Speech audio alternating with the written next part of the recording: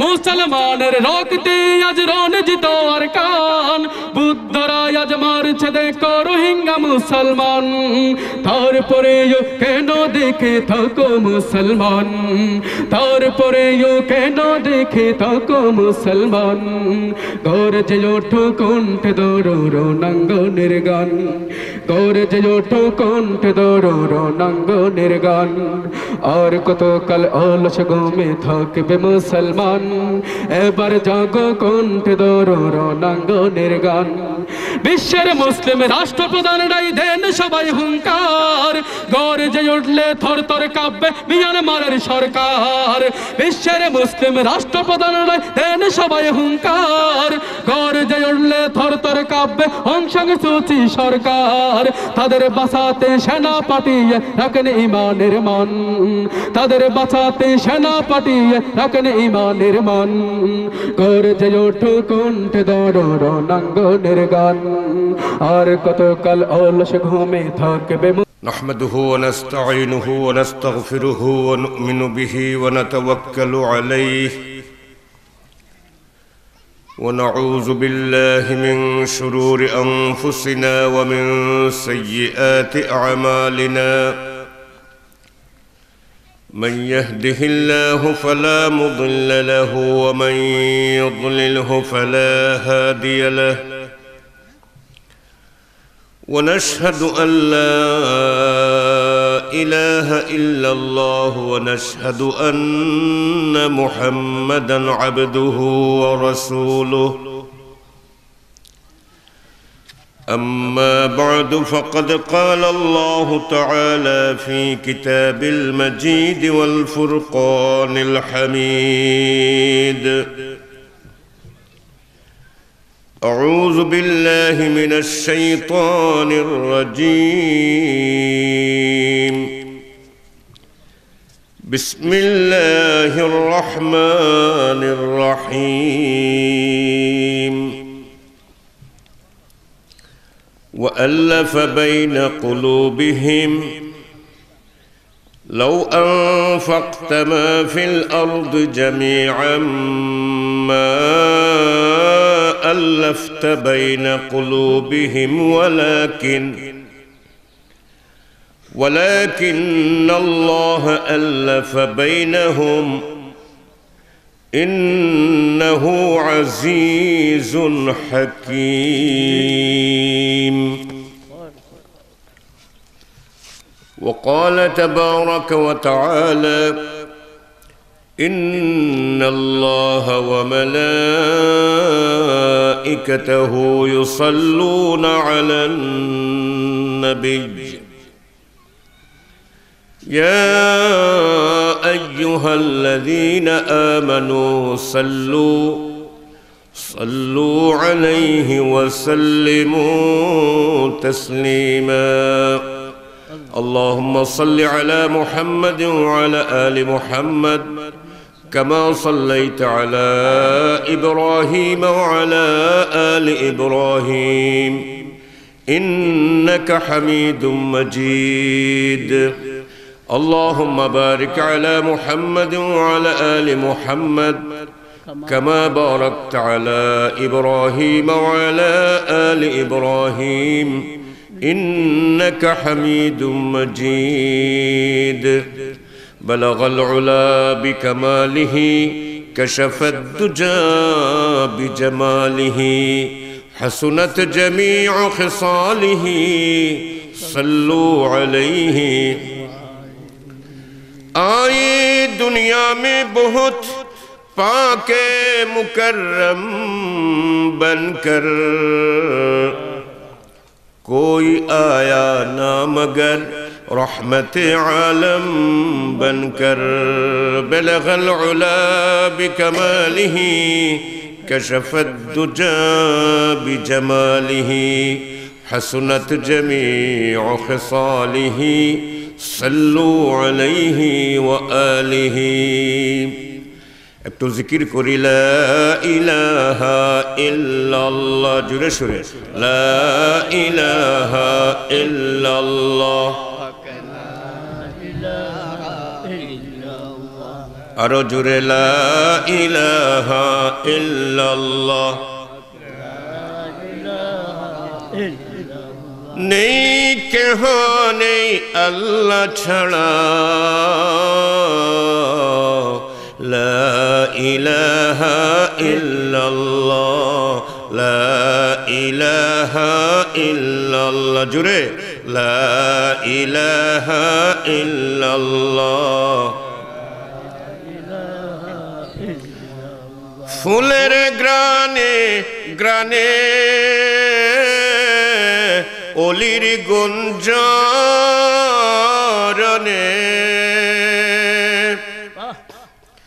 ফুলের গ্রানে গ্রানে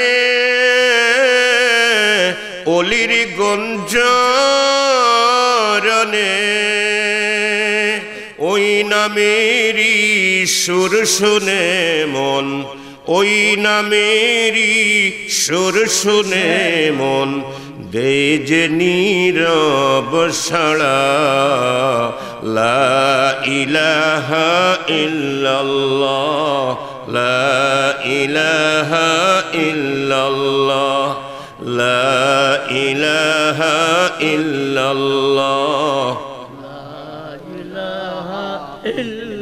লা ইলাহা ইল্লাল্লাহু মুহাম্মাদুর রাসূলুল্লাহ সাল্লাল্লাহু আলাইহি ওয়াসাল্লাম। আজকের এই 2 দিন ব্যাপী তাফসীরুল কোরআন মাহফিলের এই অধিবেশনের সম্মানিত সভাপতি সাহেব, আমার অত্যন্ত প্রিয় মানুষ জনাব হাফিজ নাজমুল ইসলাম সাহেব, পার্শ্বে বসা হযরত মৌলানা হুদ সাহেব, দিগর উলামা হযরত মুরব্বিয়ানে কেরাম, উপস্থিত সব বয়সের আমার প্রিয় দিনদার ইমানদার ভাই সব, আমরা শুরুতেই আল্লাহ সুবহানাহু ওয়া তাআলার দরবারে আলিশানে লাখো কোটি শুকরিয়া আদায় করি যে আল্লাহ রাব্বুল আলামিন আপনাকে আমাকে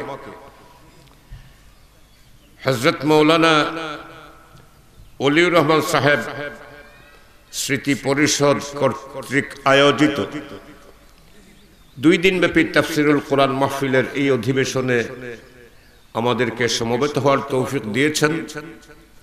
তাই আমরা মহান মাবুদের দরবারে শুকরিয়া আদায় করি, সবাই বলি আলহামদুলিল্লাহ। হাজিরিন কিরাম, আল্লাহ পাক রব্বুল আলামিন আমাদেরকে তার এমন একজন নবীর উম্মত হবার তৌফিক দান করেছেন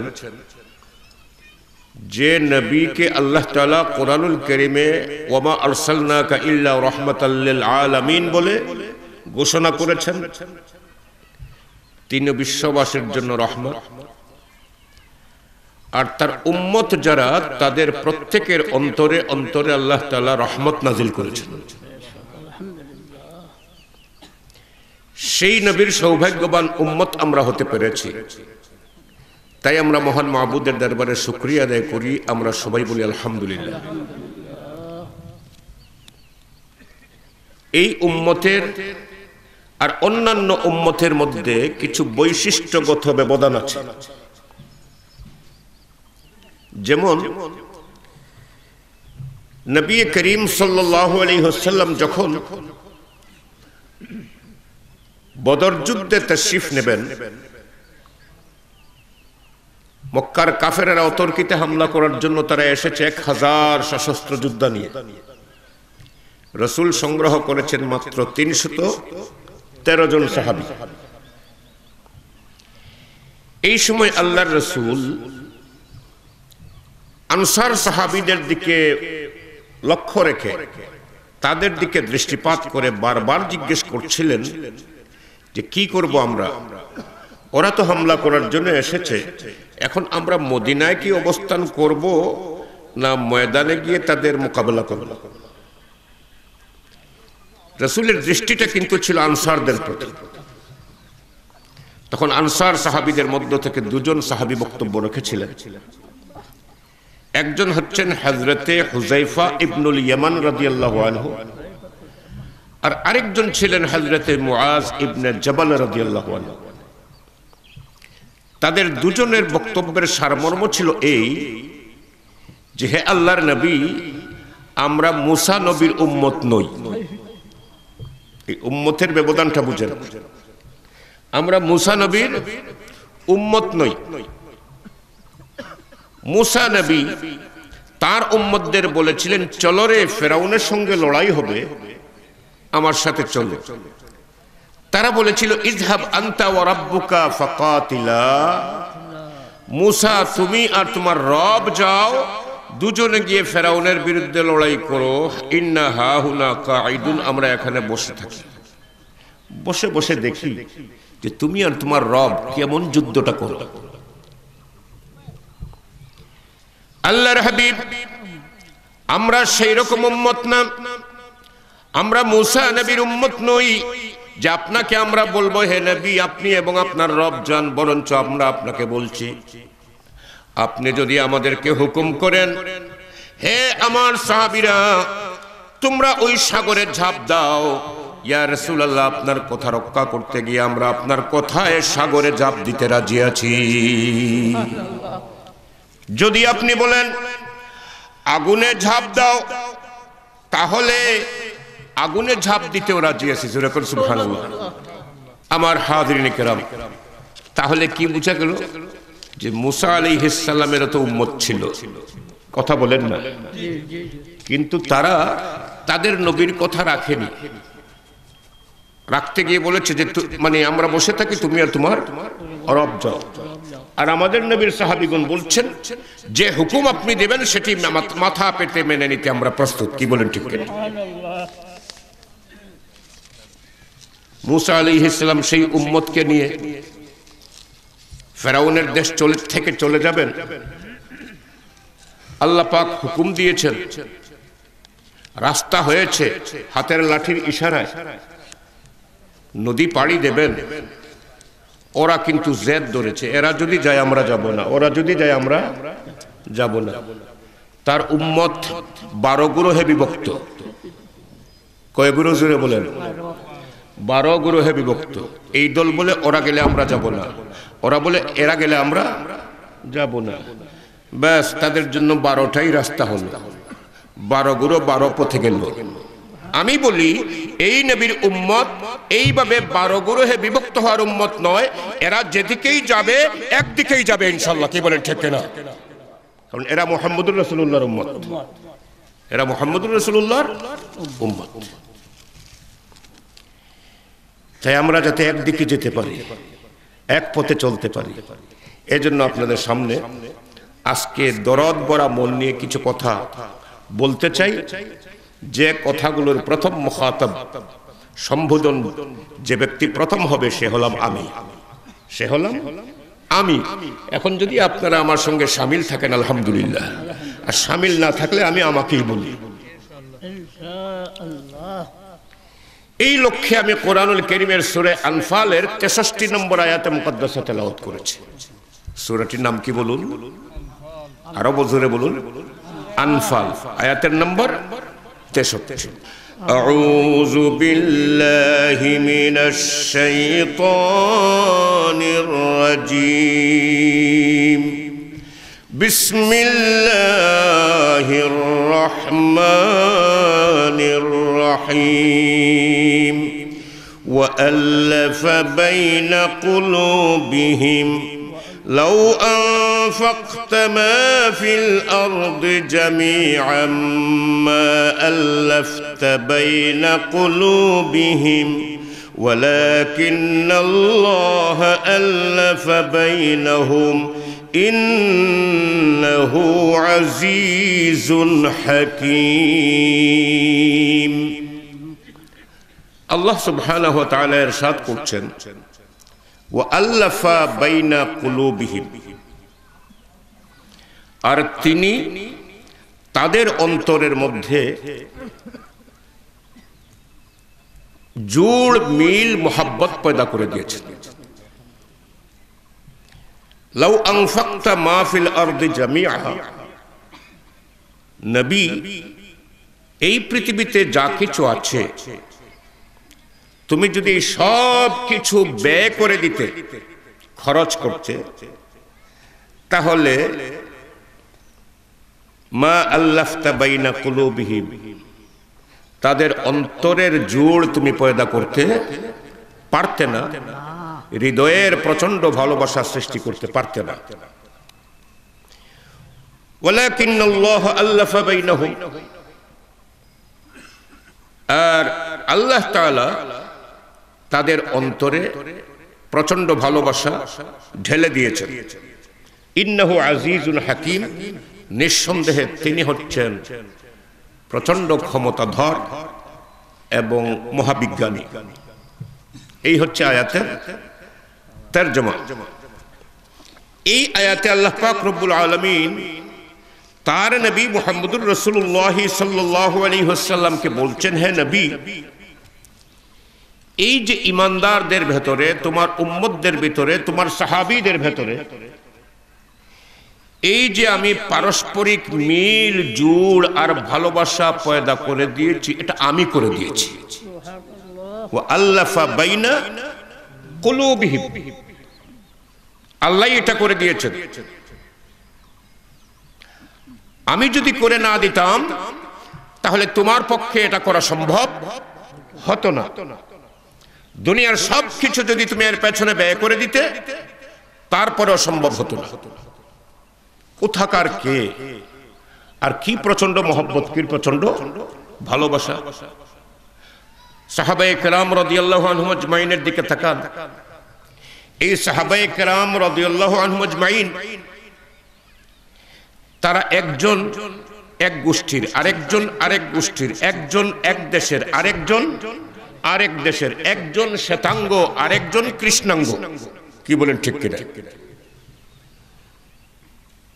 কেউ বনি উমাইয়া, কেউ বনু হাশিম, কেউ পারস্য ইরান দেশের সালমান ফারসি রাদিয়াল্লাহু আনহু, আবার কেউ হাবশার বিলাল হাবশি রাদিয়াল্লাহু আনহু, কেউ মক্কার, কেউ মদিনার, বিভিন্ন জায়গা।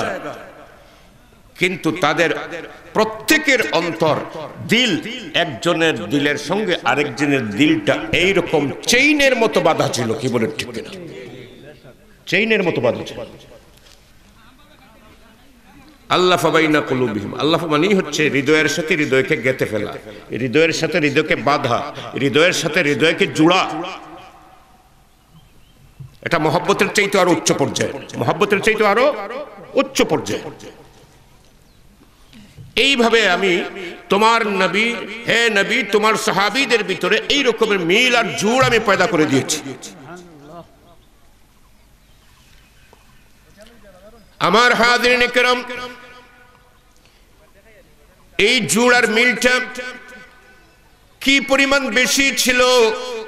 যেমন হযরতে বিলাল রাদিয়াল্লাহু আনহু, উমাইয়া ইবনে খালফের কৃতদাস, কালো কুৎসিত মানুষ, কালো, প্রচন্ড কালো।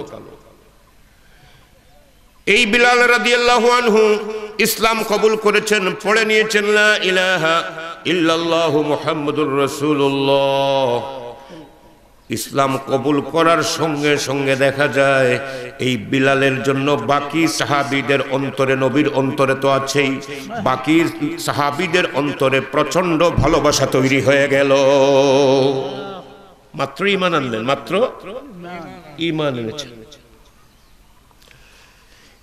ঈমান কবুল করার অপরাধে উমাইয়া ইবনে খালফ তাকে নানা রকমের অত্যাচার, নির্যাতন করেছে, পাশবিক অত্যাচার করেছে।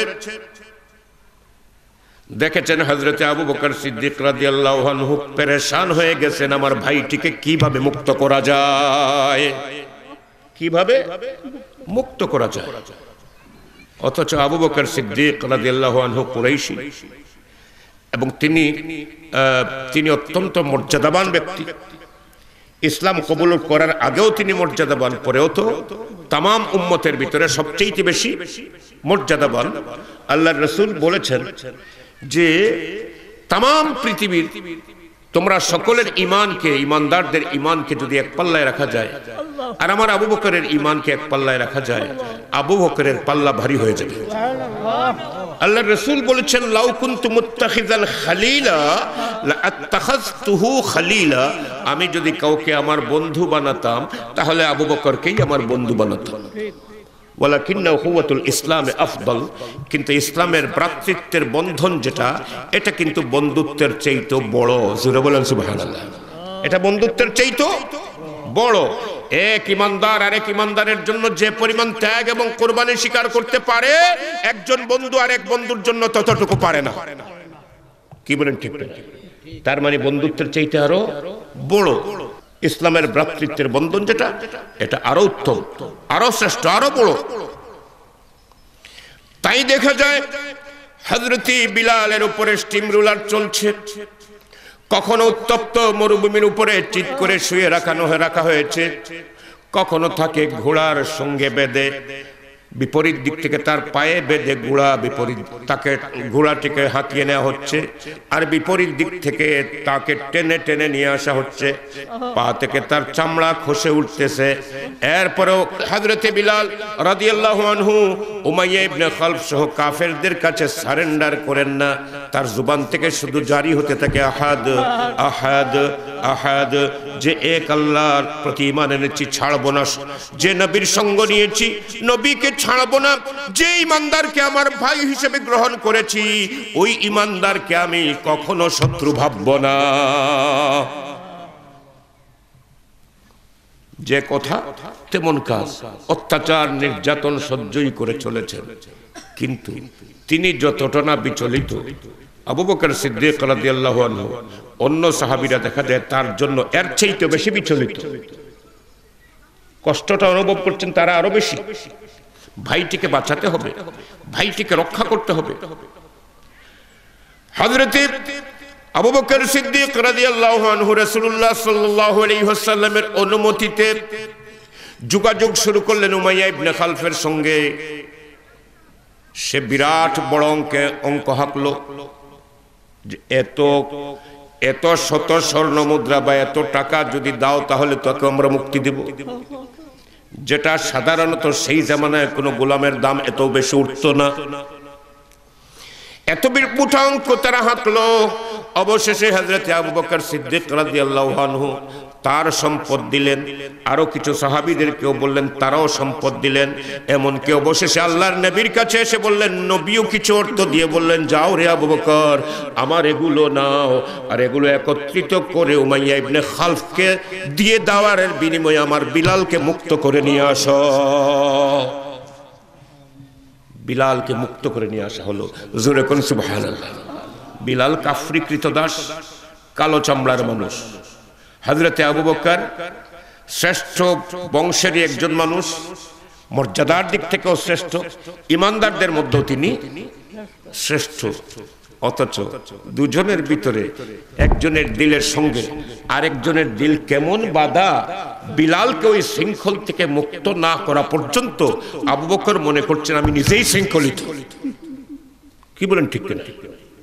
মনে করছেন আমি নিজেই শৃঙ্খলিত। আমার হাজিরিনে কেরাম, আল্লাহর নবী সাল্লাল্লাহু আলাইহি ওয়াসাল্লাম 1400, আরেকটা বর্ণনায় 1500 সাহাবী নিয়ে উমরা করার উদ্দেশ্যে রওনা দিয়েছেন 6ষ্ঠ হিজরিতে। কত হিজরিতে? 6ষ্ঠ হিজরিতে। এই প্রায় 1500 সাহাবী নিয়ে আল্লাহর নবী পৌঁছে গেছেন হুদাইবিয়া নামক স্থানে। কোন জায়গায়? হুদাইবিয়া নামক স্থানে। বুখারী শরীফের হাদিস।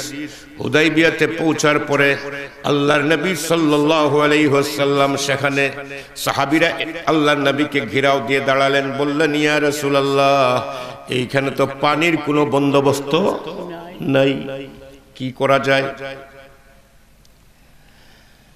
নবীর কাছে দাঁড়িয়েছিলেন এই কারণে নবীর কাছে একটা ছোট্ট পানির মোহর ছিল, মুশক ছিল।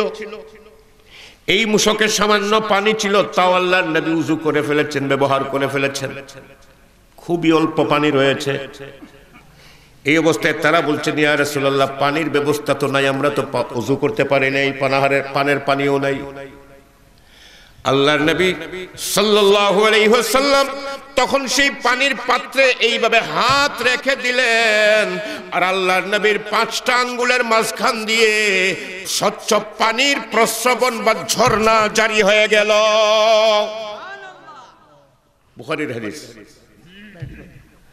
এরপরে সাহাবীরা বলছেন এই 1,500 সাহাবী আমরা ছিলাম। বর্ণনাকারী বলছেন 1,500 সাহাবী আমরা ছিলাম। আমরা সবাই পানি পান করলাম, উযু করলাম, প্রয়োজনীয় পানি আমরা সংরক্ষণ করলাম। জোরে বলবেন না সুবহানাল্লাহ। এটা নবীর মুজিজা। নবীর মুজিজা। মুজিজা কাকে বলে? এমন ঘটনা যে ঘটনা মানুষের বুদ্ধিকে আজিজ করে দেয়, এটার নাম মুজিজা।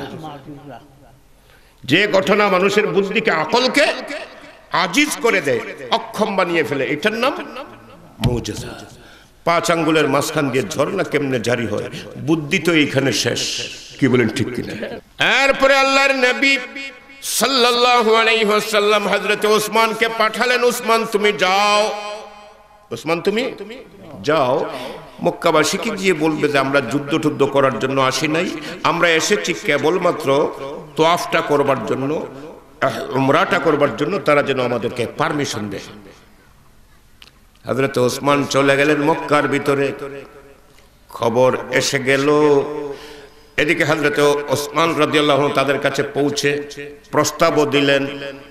তারা বলল যে এই ব্যাপারে আমরা মুরব্বীদেরকে নিয়ে পরামর্শ করি, লিডারদেরকে নিয়ে তারা পরামর্শ করলো।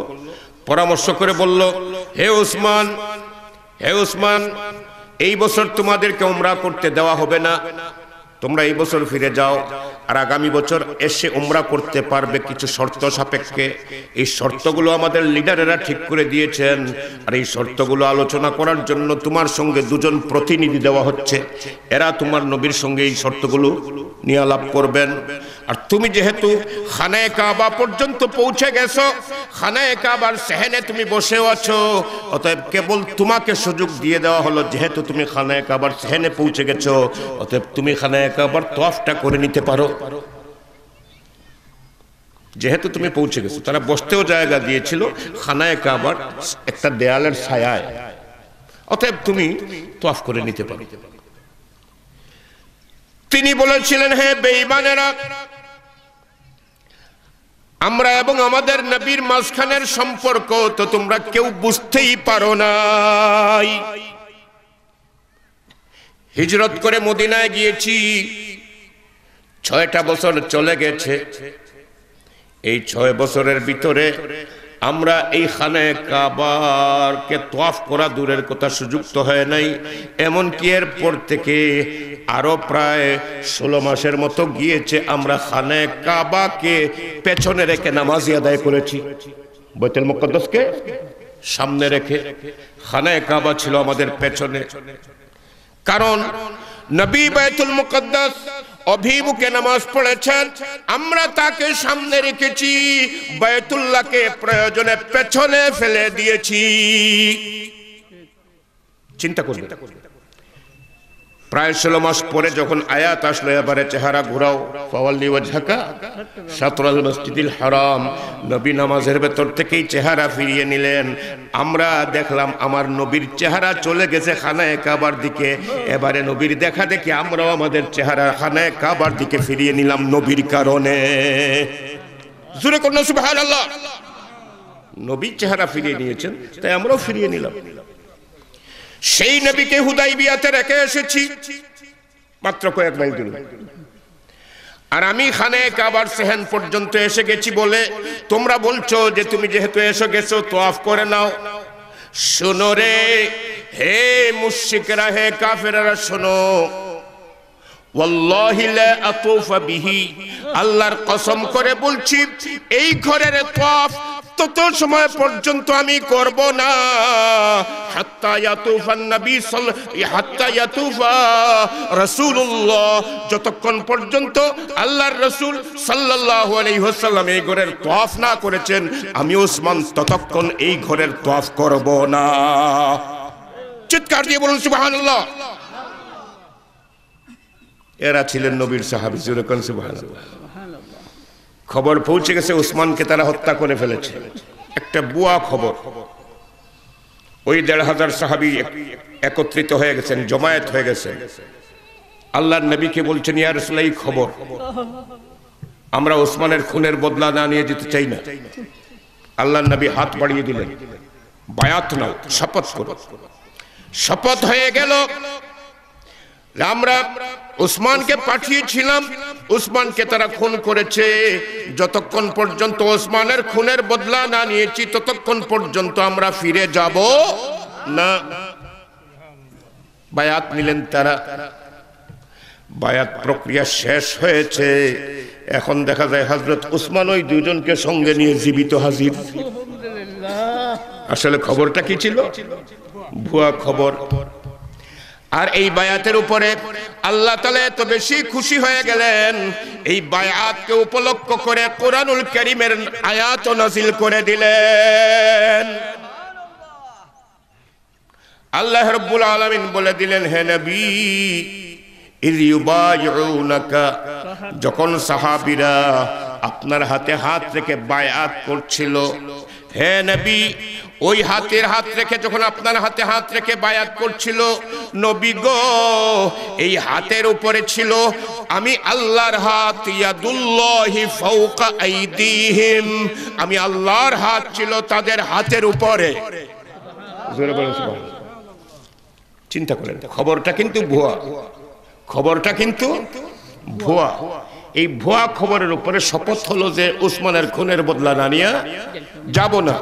আল্লাহ খুশি হয়ে গেলেন আর জানিয়ে দিলেন যে এদের উপরে আমি রাজি হয়ে গেছি। লাকাদ রাদিয়াল্লাহু আনিল মুমিনিনা, আমি ওই সমস্ত মুমিনদের উপরে রাজি হয়ে গেছি যারা আপনার হাতে হাত রেখে বায়াত করেছিল, এবং তাদের বায়াতের সময় আমার হাতটি তাদের হাতের উপরে ছিল। এর মানে কিন্তু আক্ষরিক অর্থে আল্লাহ হাত দিয়ে রেখেছিলেন এটা না।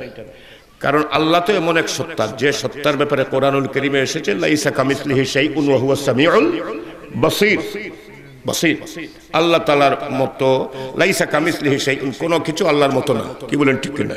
আল্লাহর কোনো মিসাল নাই, আল্লাহর কোনো মিসাল নাই। যখন সুতরাং আমরা আল্লাহর হাতও বলবো না, আল্লাহর পাও বলবো না, আল্লাহর চোখও বলবো না।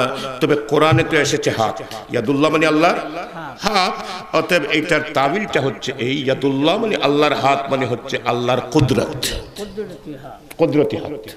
বাস, সমস্যার সমাধান হয়ে গেল। আল্লাহর কুদরতি হাত তাদের উপরে ছিল। এখন এই বায়াতের এত গ্রহণযোগ্যতা কেন আল্লাহর কাছে? খবরটা তো ছিল ভুয়া। চিন্তা করেন, খবরটা তো ছিল ভুয়া। গ্রহণযোগ্যতা কেন এত বেশি? এই গ্রহণযোগ্যতা বেশি হওয়ার পেছনে কারণটা হচ্ছে যে আমরা ওসমানের খুনের বদলা না নিয়ে যাব না। হযরত ওসমান রাদিয়াল্লাহু আনহু যেহেতু সাহাবীদের একজন, উম্মতের একজন, তাদের যে প্রচন্ড ভালোবাসা, পরস্পর ভালোবাসা, এই ভালোবাসা এত বেশি যে মক্কার জমিনে আশেপাশে থেকেও কাফেররা চতুর্দিকে এই অবস্থায় থেকেও কিন্তু তারা এই শপথটা, ওসমানের ব্যাপারটা ভুলে যান নাই। কি বলেন, ঠিক কিনা? এই যে এক মুসলমান আরেক মুসলমানকে ভালোবেসেছেন, এক সাহাবী আরেক সাহাবীকে ভালোবেসেছেন, এক সাহাবীর পাশে বাকি সাহাবীরা দাঁড়িয়ে গেছেন, এক সাহাবীর বিরুদ্ধে, অত্যাচারের বিরুদ্ধে বাকি সাহাবীরা দাঁড়িয়ে গেছেন, এবং এজন্য তারা শপথ নিয়েছেন। তাই আল্লাহ পাক রব্বুল আলামিনের কাছে এই ইমানদারের যে প্রচন্ড মহব্বত, এটা অত্যন্ত মূল্যবান। তাই আল্লাহ খুশি হয়ে বলেন, খবরটা যদিও ছিল ভুয়া, এরপরেও আমার বান্দাগুলো শপথ করেছে। এই শপথের সময় আমার কুদরতি হাতটা তাদের হাতের উপরে ছিল। চিন্তা করেন সাহাবায়ে কেরামের ভেতরে কি পরিমাণ মহব্বত ছিল, আর এই মহব্বতটাকে আল্লাহ তাআলা কতটুকু গুরুত্ব দিয়েছেন। এজন্য আল্লাহ তাআলা বলছেন, এই মহব্বতটা তো আমিই পয়দা করেছি। সুবহানাল্লাহ বলুন না। এই মহব্বতটা তো আমি পয়দা করেছি। ওয়া আল্লাফা বাইনা কুলুবিহিম, হে নবী, আমি তাদের অন্তরে প্রচন্ড ভালোবাসা তৈরি করে দিয়েছি।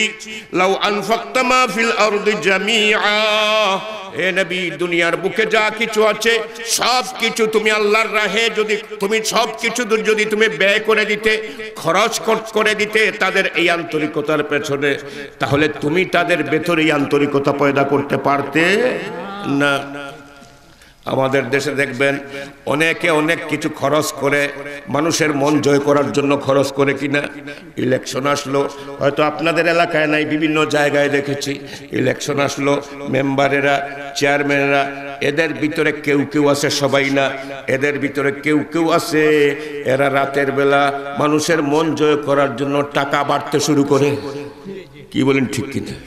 টাকার ছোড়া ছোড়া 1 কোটি 1.5 কোটি টাকা ইউনিয়ন অফিস, ইউনিয়ন চেয়ারম্যান নির্বাচনও কেউ কেউ খরচ করে, এই রকমের প্রার্থীরাও আছে। কি বলেন ঠিক কিনা? আবার পাশও করেছে অথচ টাকা খরচ করে নাই, এরকম প্রার্থীও আছে। আমার হাজিরিনে কেরাম, এখন টাকা দিল, সাময়িক একটা ঐক্য তৈরি হলো, নির্বাচন চলে গেল, ঐক্য শেষ। কি বলেন ঠিক কিনা? কিংবা টাকা দিল, এই টাকাগুলো খরচ হয়ে গেল, টাকা শেষ, ঐক্য শেষ। এর জন্য আল্লাহর নবী বলেন, আল্লাহ পাক রব্বুল আলামিন বলেন, হে নবী টাকা দিয়ে মন জয় করা যায় না। কি বলেন ঠিক কিনা? টাকা দিয়ে, অর্থ দিয়ে, সম্পদ দিয়ে মন জয় করা যায় না। যদি যেত তাহলে হে নবী তামাম দুনিয়ার সমস্ত সম্পদ যদি তুমি এই মুসলমানদের পারস্পরিক মন জয়ের ব্যাপারে তুমি খরচ করতে, কিংবা তাদের ভেতরে ভালোবাসা তৈরির ক্ষেত্রে তুমি খরচ করতে, কিংবা একজনের হৃদয়কে আরেকজনের হৃদয়ের সঙ্গে জুড়ে দেওয়ার কারণে যদি তুমি খরচ করতে, উদ্দেশ্যে খরচ করতে, হে নবী দুনিয়ার সব খরচ করে ফেলতে, কিন্তু তাদের ভিতরে মনের এই ভাব সৃষ্টি হতো না। তোমার পক্ষে সম্ভব হতো না। এটা করেছি আমি আল্লাহ। এটা করেছি কে? আমি আল্লাহ। আল্লাহ রাব্বুল আলামিন বলছেন, ওয়ালাকিন্নাল্লাহ আল্লাফা বাইনাহুম, বরঞ্চ এদের ভেতরে যে উলফতটা আমি তৈরি করে দিয়েছি সেটি হচ্ছে আমি আল্লাহ এই উলফত তৈরি করে দিয়েছি। এই প্রচন্ড ভালোবাসা আমি আল্লাহ তৈরি করে দিয়েছি। জোরে কোন সুবহানাল্লাহ। আল্লাহ এই উলফত তৈরি করে দিয়েছিলেন বলে এই সাহাবায়ে কেরাম রাদিয়াল্লাহু আনহুম আজমাইনের ভিতরে কি পরিমাণ ভালোবাসার জন্ম নিল। আল্লাহর নবী হিজরত করে মদিনায়ে তয়্যিবাতে গিয়েছেন, মক্কা থেকে সাহাবীরাও হিজরত করে মদিনায়ে তয়্যিবাতে গিয়েছেন। তখন আল্লাহর নবী আনসার আর মুহাজির সাহাবী একজন একজন করে, একজন আনসার সাহাবী আর একজন মুহাজির সাহাবী, এইভাবে প্রতি জোড়ায় জোড়ায় একজন আনসার আর একজন মুহাজির এক জোড়া, আরেকজন আনসার আরেকজন মুহাজির এক জোড়া, এইভাবে জোড়ায় জোড়ায় আল্লাহর নবী সাল্লাল্লাহু আলাইহি ওয়াসাল্লাম তাদেরকে ভ্রাতৃত্বের বন্ধনে আবদ্ধ করে দিলেন, পরস্পর নিজেদের ভিতরে ভাই ভাই করে দিলেন। জোরে কোন সুবহানাল্লাহ। ভাই ভাই করে দিলেন। এখন তাদের এই ভাই ভাইয়ের ভালোবাসাটা কি পরিমাণ রূপ নিল দেখেন। ভাই ভাই তো এক তো ইমানদার, আর এক ইমানদার আর এক ইমানদারের ভাই। কোরআনে আল্লাহ বলেছেন, ইন্নামাল মুমিনুনা ইখওয়া, এক মুমিন আর এক মুমিনের ভাই, এক মুমিন আর এক মুমিনের ভাই। নবীও বললেন, তোমরা এখন এই দুজন পরস্পর ভাই ভাই, ওই দুইজনও পরস্পর ভাই ভাই। আর সাধারণভাবে তো সকল ইমানদার সকলের ভাই ভাই। কোন এক আনসার সাহাবী তার মুহাজির ভাইটিকে বলছেন, ভাই রে, তুমি তো মক্কা থেকে হিজরত করে ইমানের কারণে এসেছো, নিজের দিন বাঁচাবার জন্য, ইমান বাঁচাবার জন্য এসেছো, তোমার সহায় সম্পত্তি সব তুমি ফেলে এসেছো। হ্যাঁ ভাই রে, আমি আমার সম্পদকে অর্ধেক করে দিলাম, এই অর্ধেক আমার আর এই অর্ধেক তোমার। জোরে বলেন সুবহানাল্লাহ। কি প্রচন্ড ভালোবাসা। দুই দেশের দুইজন, রক্তেরও হয়তো সম্পর্ক নাই, আত্মীয়তারও হয়তো সম্পর্ক নাই, কিন্তু সম্পদ ভাগ করে দিয়ে বলছেন, এটির অর্ধেক তোমার এবং অর্ধেক আমার। ওই সাহাবী বলছেন, ভাই রে, তোমার এই ভালোবাসা প্রদর্শনের জন্য বা এই ভালোবাসার জন্য তোমার কাছে আমি কৃতজ্ঞ, ধন্যবাদ জানাই। তবে রে ভাই, আল্লাহ পাক আমাকে দুইটা হাত দিয়েছেন, আল্লাহ পাক আমাকে কাজ করার শক্তি দিয়েছেন। আমি বাজারে গিয়ে কুঠার কিনবো, আর এই কুঠার দিয়ে পাহাড়ে পাহাড়ে গিয়ে লাকড়ি কাটবো, ওই লাকড়ি সংগ্রহ করে বাজারে বিক্রি করব, এরপরেও আমি এইভাবে কষ্ট করে হলেও খাবার খাবো। কিন্তু রে ভাই, আমি তোমার ইমানের অংশীদার ভাই, তোমার সম্পদের অংশীদার হতে আসি নাই। জোরে কন্যা সুবহানাল্লাহ। এরা ছিলেন সাহাবায়ে কেরাম, এই ছিল তাদের ভালোবাসা। আরেকজন এসে বলছেন, ভাই রে, যুবক মানুষ, বিয়ে শাদিও করেছিল, সব ঠিক ছিল, বউ ইসলাম কবুল করে নাই, তাই তুমি চলে এসেছো। ও রয়ে গেছে, তোমার কষ্ট হচ্ছে। আমার দুজন স্ত্রী আছে, দুজন স্ত্রী আছে, তখনও পর্দার হুকুম নাজিল হয় নাই। দুজন স্ত্রী আছে, একজনকে তুমি পছন্দ করো, যাকে পছন্দ করবে তাকে আমি তালাক দেব, আর তুমি বিয়ে করবে। সুবহানাল্লাহ বলেন না, জোরে বলেন সুবহানাল্লাহ। উনি তাকে ধন্যবাদ জানিয়ে বললেন, ভাই এই কারণে আমি আসি নাই, বরঞ্চ তুমি তোমার দুই বউ নিয়েই তুমি থাকো, আমার কিসমতে যখন আসবে তখন আল্লাহ তাআলা ঝুটিয়ে দেবেন, অতএব আমাকে আমার মতোই তুমি থাকতে দাও। যেরকম সুবহানাল্লাহ। এগুলোর থেকে বোঝা যাচ্ছে সাহাবীদের ভিতরে কার দেশ কোথায়, কার গায়ের রং কি, এগুলো বিচার্য ছিল না। বিচার্যটা ছিল ঈমান। কি ছিল জোরে বলেন? বিচার্যটা ছিল ঈমান।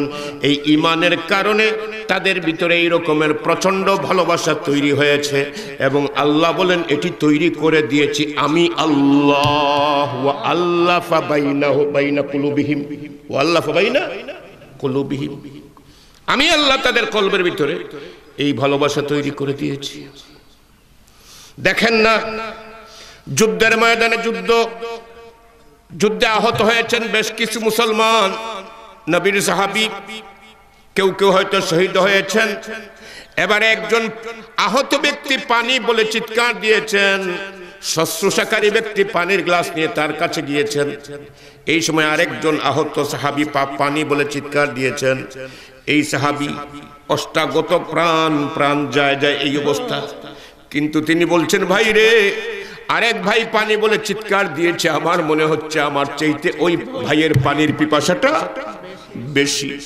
হে ভাই, তুমি পানিটা নিয়ে ওই ভাইয়ের কাছে যাও, আগে ওকে পান করাও, ওকে পান করার পরে সুযোগ থাকলে আমি করব। দ্বিতীয় সাহাবীর কাছে যাওয়া হয়েছে পানি নিয়ে। এবারে আরেকজন পানি বলে চিৎকার দিয়েছেন। 2 নম্বর সাহাবী বলছেন, ভাই রে, আমার চাইতে ওই ভাইয়ের পানির পিপাসা বেশি, ওর কাছে নিয়ে যাও। ওর কাছে যাওয়া হয়েছে। এবারে চতুর্থ ব্যক্তি আওয়াজ দিয়েছেন পানি বলে, তৃতীয় ব্যক্তি বলছেন ওর কাছে যাও, ওর পিপাসা হয়তো আমার চাইতে বেশি। চতুর্থ সাহাবীর কাছে যাওয়া হয়েছে, দেখা গেছে উনি শাহাদতের পেয়ালা পান করে বিদায় হয়ে গেছেন। দ্রুত 3 নম্বরের কাছে এসেছেন যে অন্তত তাকে পানি পান করাই, দেখেন উনিও শহীদ হয়ে গেছেন। দ্রুত 2 নম্বরের কাছে এসেছেন, দেখা যায় উনিও শহীদ হয়ে গেছেন। গেলেন 1 নম্বরের কাছে, দেখা যায় 1 নম্বরও শহীদ হয়ে গেছেন। পানির জায়গায় পানি রইল। এক সাহাবী আরেক সাহাবীকে ভালোবাসতে গিয়ে, এক সাহাবী আরেক সাহাবীকে অগ্রাধিকার দিতে গিয়ে পানির জায়গায় পানি রেখে জীবন বিসর্জন দিলেন, এবং তামাম পৃথিবীর সামনে ইমানদারের অন্তরের সম্পর্ক কেমন হওয়া উচিত এই দৃষ্টান্ত স্থাপন করে গেলেন। কি বলেন, ঠিক কিনা? এই দৃষ্টান্ত তারা স্থাপন করে গেলেন। আমার হাজিরিন কেরাম, এইভাবে যদি আমি দেখাতে যাই সন্ধ্যা হয়ে যাবে, এরপরেও কিয়দংশ হয়তো শেষ হবে না। মোটামুটি এক্সাম্পল হিসাবে আপনাদের সামনে কথাগুলো রাখলাম। মোটামুটি বুঝে এসে গেছে যে সাহাবায়ে কেরামের অন্তরে কি পরিমাণ নিঃস্বার্থ পারস্পরিক মহব্বত ছিল, ভালোবাসা ছিল। এবারে আমি আপনাদেরকে প্রশ্ন করতে চাই, সাহাবায়ে কেরাম রাদিয়াল্লাহু আনহুম আজমাইনের ভিতরে যে নিঃস্বার্থ ভালোবাসা ছিল, সেই ভালোবাসাটা আজকে এই জামানার উম্মতে মুহাম্মদের মধ্যে কতটুকু আছে একটু আমরা বিচার করব। সাহাবীদের ভিতরে যে নিঃস্বার্থ ভালোবাসা একে অন্যের প্রতি যেভাবে আমরা দেখতে পেলাম এই ইতিহাসগুলোর ভিতর দিয়ে, আজকে কি সেইভাবে মুসলমানদের ভিতরে বাস্তবে দেখা যায়?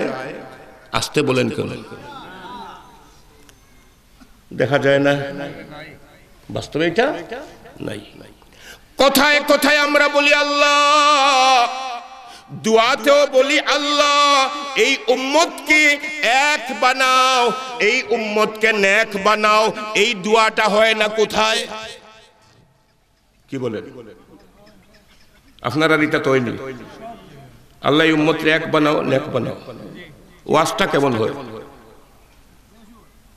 দোয়াতে তো বলি আমরা এক বানাও আর নেক বানাও, আর দোয়ার আগে যত ওয়াজ করি 2 ভাগ 3 ভাগ করার জন্য এই ওয়াজগুলোই যথেষ্ট। কথা বুঝে আসে নাই আপনাদের? হ্যাঁ হ্যাঁ, দোয়া করি এক বানাও আর নেক বানাও, আর এক বয়ান দিলাম, বয়ানে 2-3 বানাইয়া দিলাম। কি বলেন ঠিক কিনা? ওরা এই খারাপ, তারা এই খারাপ, ওদের ভিতরে এই দোষ, ওদের ভিতরে 9 দোষ। কি বলেন ঠিক কিনা? এইভাবে ভাগ ভাগ করে দিলাম বয়ান করে, আর দোয়া করলাম আল্লাহ এক বানাও নেক বানাও। মানে আল্লাহর কাছে গেলে তো আসলটাই বলতে হয়। কথা বুঝতেছেন আমার হাজরিন কিরাম? তাহলে সাহাবীদের আদর্শ কোথায় আর আমরা কোথায়?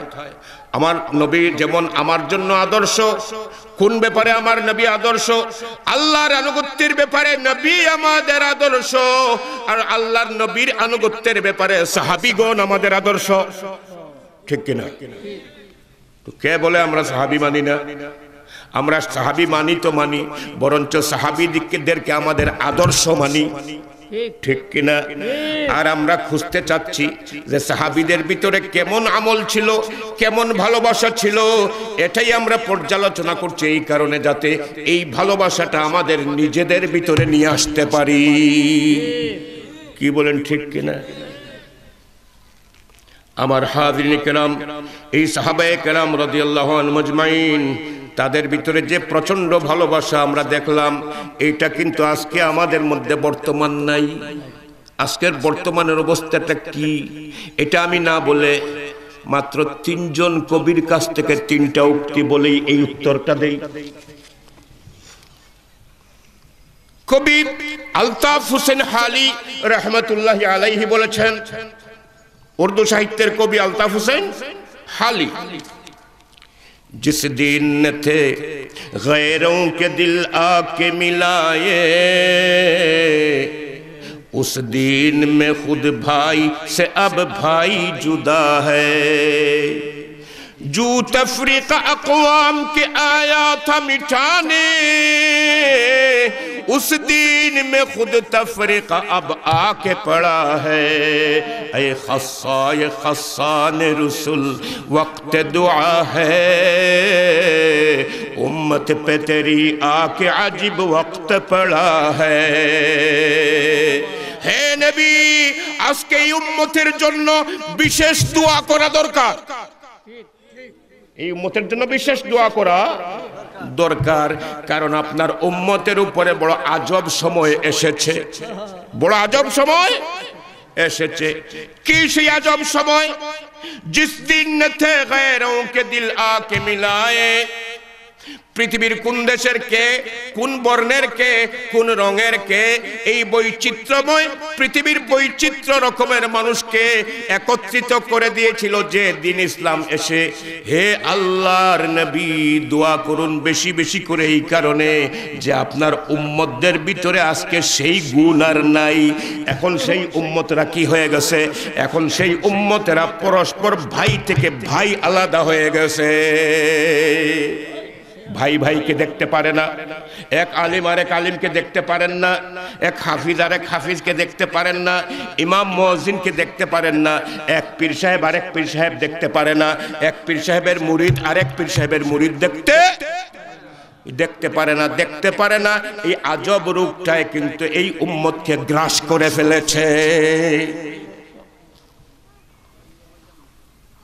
जो तफरीका अक़वाम की आया था मिटाने, সমাজের যত ভেদাভেদ, জাতির যত ভেদাভেদ, এই সব ভেদাভেদ মিটিয়ে ফেলার জন্য যে দিন ইসলাম এসেছিল এবং মিটিয়ে ফেলেছিল। হে আল্লাহর নবী, আপনার উম্মতদের মধ্যে আজকে শত বহুদা বিভক্ত ফিরকায় এই উম্মত বিভক্ত হয়ে গেছে। কি বলেন ঠিক কিনা? বলে হুজুর কোন ফিরকার? বলে এই হুজুর কোন ফিরকার, উনি কোন মসলকের, তিনি কোন মসলকের। এই মসলক খুলতে খুলতে আর খুঁজতে খুঁজতে এই উম্মত এখন পেরেশান হয়ে যায়। কি বলতেছে হুজুর এইটার দিকে খেয়ালই নেই। কি বলেন ঠিক কিনা? এইভাবে উম্মত আজকে বিভক্ত হয়ে গেছে। নজরুলের ভাষায় বলতে গেলে বিশ্ব যখন এগিয়ে চলেছে সুদূর চাঁদের দেশে, বিশ্ব যখন এগিয়ে চলেছে সুদূর চাঁদের দেশে, বিবি তালাকের ফতোয়া খুঁজি কোরআন হাদিস চষে। পৃথিবী আজকে চাঁদের দেশে পৌঁছে গেছে প্রযুক্তিতে উন্নতি করে, আর আজকে আমরা তালাক হইল কিনা এইটাই খুঁজি, আর এইটা নিয়ে দেন দরবার আর ফিতনা ফাসাদ করি। কি বলেন ঠিক কিনা? আমার হাজিরিনে কিরাম, আল্লামা ইকবাল বলছেন একেবারে দ্ব্যর্থহীন ভাষায় স্পষ্ট করে তিনি একটা রোগের কথা বলে দিয়েছেন, সেটা হচ্ছে দ্বীনে কাফির। শুনুন, দ্বীনে কাফির ফিক্র তদবীর ও জিহাদ, আরে দ্বীনে মুল্লা ফি সাবিলিল্লাহ ফাসাদ। কাফির বেঈমানেরা, ইহুদ নাসারারা, আমেরিকানরা, ব্রিটিশরা, ফ্রান্সরা, এরা নিজেদের আধিপত্য বিস্তারের জন্য, নিজেদের সাম্রাজ্য বিস্তারের জন্য তারা দিন রাত চেষ্টা চালিয়ে যাচ্ছে বিশ্বব্যাপী। আর আজকে আমরা এই সমাজের মৌলবী মৌলানা যারা, এই সমাজের আলেম ওলামা যারা, এরা ফি সাবিলিল্লাহ ফাসাদ, যে কোনো ব্যাপার নিয়ে আল্লাহর ওয়াস্তে ফাসাদে লিপ্ত। বলে ফাসাদ করেন কেন? কয় আল্লাহ ওয়াস্তে, আল্লাহ ওয়াস্তের ফাসাদে লিপ্ত। উম্মতকে ভাগ ভাগ করে আমরা দিচ্ছি। আমার হাজিরিনে কিরাম, তাহলে সাহাবীদের অবস্থা আগে আপনাদের সামনে এসেছে, আর এবারে বর্তমান অবস্থাটা আপনাদের সামনে আসলো। আমরা কোথায় নেমে গেছি? আমরা কোথায় নেমে গেছি? অথচ সত্যিকার অর্থে একজন ইমানদার ব্যক্তি আরেকজন ইমানদারকে ভালো না বেশে পারে না। ভালো না বেশে পারে না তো পারে না, ভালো না বাসলে ঈমানও পূর্ণ হয় না। এক মুমিন আরেক মুমিনকে ভালো না বাসলে ঈমানও পূর্ণ হয় না। একটু আগে আমার মনে পড়ে গেল আকাইদের একটা কথা, শিওর হওয়ার জন্য আমি হুজুরকে জিজ্ঞেস করলাম একটু আগে। আমাদের আকীদার ভিতরের একটা আকীদা হচ্ছে যে আল মুমিনুনা কুল্লুহুম আউলিয়া আর রহমান, সমস্ত মুমিনেরা যারা পড়েছে লা ইলাহা ইল্লাল্লাহু মুহাম্মাদুর রাসূলুল্লাহ, যারা বলেছে আমানতু বিল্লাহি ওয়া মালাইকাতিহি ওয়া কুতুবিহি ওয়া রুসুলিহি ওয়াল ইয়াউমিল আখির ওয়াল কদরি খাইরিহি ওয়া শাররিহি মিনাল্লাহি তাআলা ওয়াল বাসি বাদাল মাউত, এরা সবাই মুমিন কিনা? কথা বলেন না। মৌলিক দুইটার উপরে ঈমান আনলো, শাখাগত সাতটার উপরে ঈমান আনলো, এরপরে আর মুমিন হইতে বাকি থাকে। এরা সব মুমিন। আল্লাহর নবী সাল্লাল্লাহু আলাইহি ওয়াসাল্লাম বলছেন, আল্লাহর নবী সাল্লাল্লাহু আলাইহি ওয়াসাল্লাম বলছেন, সেই হাদিসটা মুসলিম শরীফের কোন কিতাবে? মুসলিম শরীফের হাদিস। আল্লাহর রাসূল হযরত আবু হুরায়রা রাদিয়াল্লাহু আনহু থেকে বর্ণনা রিওয়ায়াত করেছেন। আবু হুরায়রা রাদিয়াল্লাহু আনহু তিনি বলেন যে আল্লাহর রাসূল সাল্লাল্লাহু আলাইহি ওয়াসাল্লাম বলেছেন, ওয়াল্লাযী নাফসি বিয়াদিহি, ওয়াল্লাযী নাফসি বিয়াদিহি, যে সত্তার হাতে আমার জান, সেই সত্তার নামে কসম করে বলছি। আল্লাহর নবী বলেন যে আল্লাহর হাতে আমি মুহাম্মদ সাল্লাল্লাহু আলাইহি ওয়াসাল্লামের জান, সেই আল্লাহর নামে কসম করে বলছি, লা তুমিনু হাত্তা লা তাদখুলুল জান্নাতা হাত্তা তুমিনু, ততক্ষণ পর্যন্ত তোমরা জান্নাতে প্রবেশ করতে পারবে না যত সময় পর্যন্ত তুমি ঈমানদার না হয়েছ। কোন খ্রিস্টান জান্নাতে যাবে? এত আসতে বলেন কোন? এটা ইখতিলাফি মসলা নাকি? হ্যাঁ, যে খ্রিস্টান জান্নাতে যাবে? কোন খ্রিস্টান জান্নাতে যাবে? হিন্দু জান্নাতে যাবে? ইহুদি জান্নাতে যাবে, এক কথায় ঈমান যার নাই, দৌলতে ঈমান যার নসিব হয় নাই, সে জান্নাতে কোনোদিন যাবে না। আল্লাহ রাসূল তাই বলছেন যে আল্লাহর হাতে আমার জান, ওই আল্লাহর নামে কসম করে বলছি, ঈমানদার না হওয়া পর্যন্ত তোমরা কেউ জান্নাতে যেতে পারবে না। ওয়ালা তুমিনু হাত্তা তাহাব্বু, আর ততক্ষণ পর্যন্ত, এটাও কিন্তু এই কসমের ভিতরের কথা, ততক্ষণ পর্যন্ত তোমরা কেউ ঈমানদার হতে পারবে না যতক্ষণ পর্যন্ত এক ঈমানদার আরেক ঈমানদারকে ভালো না বেসেছ। সুবহানাল্লাহ বলুন। তাহলে কি দাঁড়াচ্ছে? আল্লাহর কসম। রাসূল বলছেন আল্লাহর কসম, ঈমানদার না হওয়া পর্যন্ত জান্নাতে যাওয়া যাবে না। আর ওই আল্লাহর কসম, ঈমানদারকে ভালো না বাসা পর্যন্ত ঈমান হবে না। তাহলে লা ইলাহা ইল্লাল্লাহু মুহাম্মাদুর রাসূলুল্লাহ আমরা যারাই পড়েছি, তার মযহাবী পরিচয় যাই থাক, মসলকি পরিচয় যাই থাক, আরে মযহাব আর মসলকের নাম তো ধর্ম নয়, মসলক আর মযহাবের নাম তো ধর্ম নয়, দিন তো একটাই, ইসলাম। কি বলেন ঠিক কিনা? মযহাব আর মসলক মানে কি, এইটারও কেউ কেউ অপব্যাখ্যা দেয়, নয়া মযহাব মানে নয়া ধর্ম খাড়া করছে। আসলে কিন্তু মযহাব মানে ধর্ম না। সব মযহাব, হানাফি, শাফি, মালিকি, হাম্বলি, সবাই কিন্তু ফয়সালাটা নিয়েছেন ইমামগণ কোরআন এবং সুন্নাহর আলোকে, কোরআন এবং সুন্নাহর আলোকে।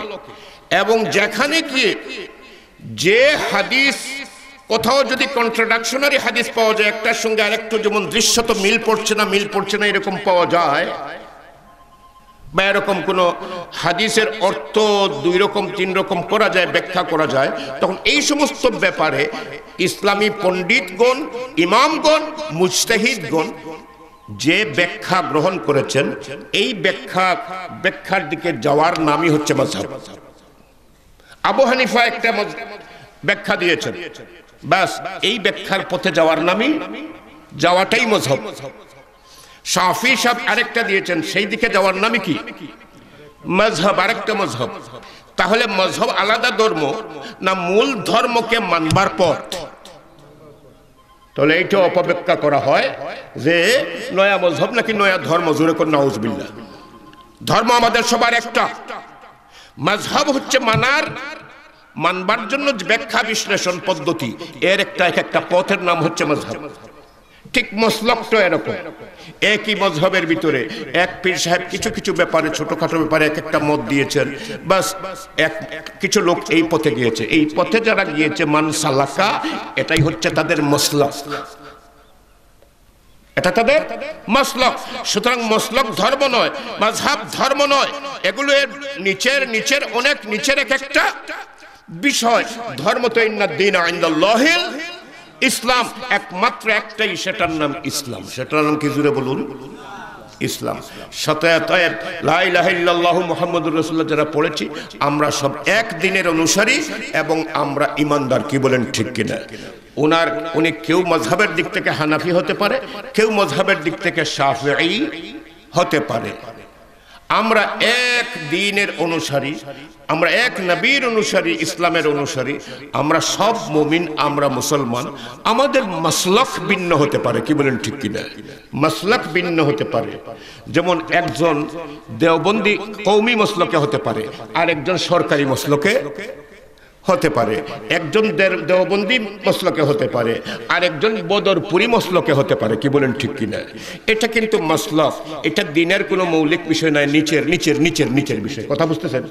সুতরাং হাজিরিন কিরাম, এগুলো আমাদের ভাঞ্জে বিভক্তি আনতে পারে না। যে মসলকেরই হোক, যে কি নাম মিনহাজের হোক, সবাই আমাদের ঈমানদার ভাই। কি বলেন ঠিক কিনা? সরকারি লাইনে যারা লেখাপড়া করেছে তারাও যেমন আমাদের ভাই, কওমি লাইনে যারা আলেম হয়েছে তারাও আমাদের ভাই। ব্যবধান থাকতে পারে একজন এক মসলকের, আরেকজন আরেক মসলকের, এইটা কিন্তু আমাদের ঐক্যে ফাটল ধরাবার কোনো কারণই না। এটা তো হবেই। যদি সময় পাই সেটা বলবো কেন হবে। আমার হাজিরিন কিরাম, তাহলে আজকে আমরা বিভিন্ন ভাগে বিভক্ত হয়ে পড়েছি। এক কথায় আমরা বিভিন্ন ভাগে বিভক্ত হয়ে পড়েছি। আর এই বিভক্তির কারণে একজন আরেকজনকে ভালোবাসি না, একজন আরেকজনকে ভালোবাসি না, দেখতেও পারি না।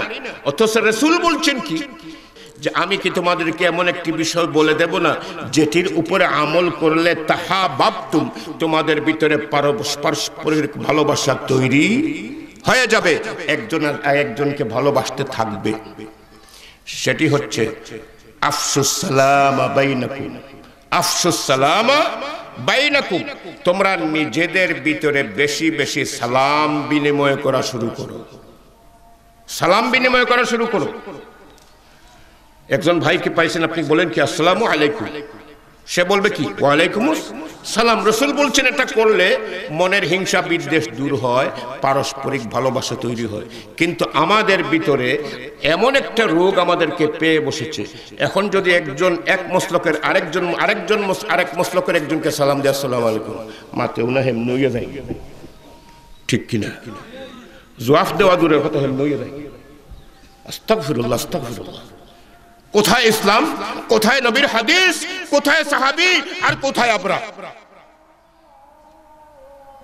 রাসূল বলছেন সালাম বিনিময় করো। আল্লাহ রাসূল তো আরো বলেছেন ভালোবাসার সৃষ্টি হয়। আল্লাহ রাসূল বলছেন অন্য হাদিসে আফসুস সালাম, বেশি বেশি সালাম প্রদান করো। ওয়াতইমুত তাআম, আর মাঝে মধ্যে এক অন্যকে নাস্তা টাস্তা করাও, খানা ঠানা খাওয়াও। এরপরে ওয়াসাল্লু বিল লাইল, রাতের বেলা নামাজ পড়ো যখন সব মানুষ ঘুমে। সালাম বিনিময় করো, মাঝে মাঝে দাওয়াত টাওয়াত খাওয়াও, আর রাতের বেলা নামাজ পড়ো। আর নামাজ পড়ে দোয়া করো, আল্লাহ আমার এই ভাইটি আমাকে ভালোবাসে না, তার ভিতরে ভালোবাসা পয়দা করে দাও, বা উম্মতের ভিতরে এক অন্যের প্রতি ভালোবাসা পয়দা করে দাও, দোয়া করো। রাসূল শিখিয়েছেন বেশি বেশি সালাম করো, বেশি বেশি খাওয়াও, আর নামাজ পড়ে দোয়া করো। আর আমরা সালাম দিতেও চাই না, কেউ দিলে উত্তরটাও দেই না, দাওয়াত খাওয়া তো দূরের কথা, বরঞ্চ লোকে বলে এরা লোকে এক টেবিল বইয়া খায়ও না। কি বলেন, ঠিক কিনা? এই যে হৃদয়ের ভালোবাসার অভাব, এই অভাবটাই, এই ভালোবাসার অভাবটাই আজকে মুসলমানদেরকে এক হতে দিচ্ছে না। এটা এক নম্বর কারণ, এটা এক নম্বর কারণ। আর এইটা নিজে নিজে সৃষ্টি করা যায় না, নবীও সৃষ্টি করতে পারেন না, আগের আয়াত থেকে জেনেছি। করেন কে? জোরে বলেন কে? আল্লাহ। কাদের ভিতরে সেই আন্তরিকতা ঢেলে দেন? ইমানদারদের ভিতরে। তাহলে আমার ভিতরে যদি সেই ভালোবাসা তৈরি না হয়, আমার মনকে যদি আমি এত বড় করতে না পারি, আমি আমার আরেক ভাইটিকে যদি আমি বুকে গ্রহণ করতে না পারি, তাহলে বুঝতে হবে দোষটা আল্লাহর নয়। আল্লাহ তো প্রত্যেক ইমানদারের ভিতরে ভালোবাসা ঢেলে দেন, ওয়া আল্লাফা বাইনাহুম বাইনা কুলুবিহিম, সবার অন্তরে ঢেলে দেন। তাহলে এই যে ভালোবাসাটা আল্লাহ ঢেলে দেন, যে অন্তরে আসবে এই অন্তরে দোষ আছে। ভালোবাসা রাখবার পাত্রে দোষ আছে, এই পাত্রে দোষ থাকবার কারণে আল্লাহ তাআলা এই জিনিসটাই, নিয়ামতটা এই পাত্রে রাখতেছেন না। কথা বুঝে আসতেছে? এখন দিলের মালিক তো আল্লাহ। হ্যাঁ, আল্লাহ হচ্ছেন মুকাল্লিবাল কুলুব। কলব মানে হচ্ছে যে জিনিসটা সতত পরিবর্তন হয়, এটার নাম কি? কলব। এটা স্থির থাকে না, এজন্য আল্লাহর দরবারে দোয়া বেশি করতে হয়, আল্লাহুম্মা সাব্বিত কলবি আলা দীনিক। হে আল্লাহ, আমার কলবকে তুমি অবিচল রাখো তোমার দ্বীনের উপরে। আমার হাজিরিন কিরাম, তাই আমরা দোয়া করি এই ধরনের দিল যদি আমাদের কারো অযোগ্য থাকে, যে আল্লাহ তাআলা সেই রহমত, সেই ভালোবাসা, সেই উলফত আমার অন্তরে রাখবার মতো উপযুক্ত দেখছেন না, আমরা দোয়া করি আল্লাহ যেন আমাদের কলবগুলোকে সেইভাবে উপযুক্ত করে দেন। জোরে বলুন আমিন। ইমানের নূর দ্বারা মুনవ్বর করে দেন। জোরে বলুন আমিন। আল্লাহ, রাসূল আর মুমিনদের প্রতি ভালোবাসায় পূর্ণ করে দেন। জোরে বলুন আমিন। এছাড়া আর কিছু বলবার নাই। আমি আবার সেই হাদিসের দিকে যাব, বেশি বেশি সালাম করো, তোমার জবাব দিক আর না দিক। আর তুমি কিন্তু কেউ যদি সালাম দে জবাব বন্ধ রেখো না, তুমি জবাবটা দিও। রাজি আছেন? লিগো আমার মসলা কর না জবাব দিতাম হেনে, এটা করবেন নি? খবরদার খবরদার। আমরা এক অন্যকে সম্মান করব, ভালোবাসবো, মোহাব্বত করব, সালাম দিব, সালামের জবাব দিব। মাঝে মধ্যে দাওয়াত খাওয়াবেন। বিরোধিতা করে হুজুর, অসুবিধায় হুজুরকে নিয়ে একটু দাওয়াত খাওয়ান, এটা রাসূলের কথা। আফসুস সালাম ওয়া তুইমুত তাআম, দাওয়াত খাবান, হাদিয়া দেওয়া সুন্নাত। একটু কড়কড়া নোট সাইয়া হাদিয়াও দেন। কথা বুঝতেছেন? দেখবেন আস্তে আস্তে ভালোবাসা তৈরি হয়ে যাবে। আস্তে আস্তে ভালোবাসা ওই সালামের কারণ ওসিলায়, খাওয়ানোর ওসিলায়, হাদিয়ার ওসিলায় তাহাদ্দু তাহাব্বু। আল্লাহ রাসূলের হাদিস, হাদিয়া দান প্রদান করো, ভালোবাসা বেড়ে যাবে। সুবহানাল্লাহ, আমার কথা না। তাহলে সালামও বেশি দেবেন, দাওয়াতও মাঝে মধ্যে সামর্থ্য অনুযায়ী খাওয়াবেন। মুরগি দিয়ে পারেন না, অন্তত নুডলস আর চা তো খাওয়াতে পারবেন। আর একটু কড়কড়া নুটসাইয়া হাদিয়াও দিবেন। পারস্পরিক মহব্বত আস্তে আস্তে বাড়বে। এটা আমার কথা না নবীর কথা? জোরে বলুন। তাহলে নবীর শিক্ষা নিয়েই তো আমরা নিজেদেরকে গড়ব। আমরা কারো সঙ্গে শত্রুতা আমি পোষণ করবো না, ভালোবাসবো একে অন্যকে, এবং এইভাবে আমরা ব্যবহার করব। আমার হাজিরিনে কেরাম, এখন প্রশ্ন হচ্ছে, ভালোবাসা তৈরি হলো, কিন্তু আমাদের ভিতরে যে এত মতভেদ, মাসআলা মাসাইলগত এত মতভেদ, তাহলে এই উম্মত এক হবে কেমনে? আল্লাহ বলছেন, ওয়াতাসিমু বিহাবলিল্লাহি জামিআ ওয়ালা তাফাররাকু, তোমরা আল্লাহর রশ্মিকে ঐক্যবদ্ধভাবে শক্ত করে ধারণ করো, আর বিচ্ছিন্ন হয়ে যেও না। ঐক্যবদ্ধভাবে ধারণ করো, জামিয়া, এই হুকুমটা কার? আরো জোরে বলেন কার? তাহলে ঐক্যবদ্ধ হওয়াটা মুসলমানের উপরে কি?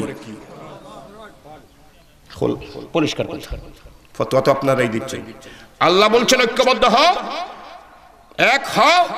অতএব এই উম্মতের নেক হওয়ার জন্য যেমন দোয়া করতে হবে, এক হওয়ার জন্য দোয়া করতে হবে, বাস্তবে এক হওয়ার জন্য নিজেকে এগিয়ে আসতে হবে। এই এগিয়ে আসাটা ফরজ। কি বলেন ঠিক কিনা? এক হয়, এটা কি? আল্লাহর হুকুম, অতএব ফরজ। এখন না কেন? এখন না কেন? এখানে সামান্য কিছু আলোচনা করি। আসলে এই আলোচনা করার যোগ্যতা আমার নাই। আমার হুজুরকে বামে বসিয়ে আমি এই আলোচনার উপর মতো দুঃসাহস নাই। এরপরেও যেহেতু প্রসঙ্গ এসেছে, এইখানকার যদি আমি অ্যাভয়েড করে চলে যাই, তাহলে একটা সিলেটি ভাষায় বলে হতার মাঝে একটু ফাঁক রয়ে গেল। এই ফাঁক তৈরি হয়ে যাবে। এই ফাঁকটা ভরাট করার জন্য একটু বলতে হবে। আল্লাহ বলেছেন, এক হও, এক হও। আর নবী তো আরো সুন্দর করে চমৎকার ভাবে বলেছেন, আল মুসলিমু কাজাসাদিন ওয়াহিদিন, তামাম দুনিয়ার মুসলমান মিলে যেন একটা দেহ। तमाम दुनियार मुसलमान मिले जो एक देह इस्ताका आइनुहु इस्ताका कुल्लुहु इस्ताका रासुहु इस्ताका कुल्लुहु सेई बडिर चोखे जदि आघात लागे पुरा बडि अनुभव करे सेई बडिर माथाय जदि आघात लागे पुरा बडि आघात अनुभव करे ठीक कि ना एक बडि जखन पायर नीचे काटा बिछছে पुरा बडि की बुझे किना सहयोगिता एगिয়ে আসে কিনা चोख बोले चा देखे कि देखे गोसा একটা এখন হাত রে বলে যে সিমটালো নেলে সিমটা মারি দর টান দে দে টান এইভাবে সহযোগিতা এগিয়ে আসে কি বলেন ঠিক কিনা আর যদি কোনো অংশ এটা না বুঝে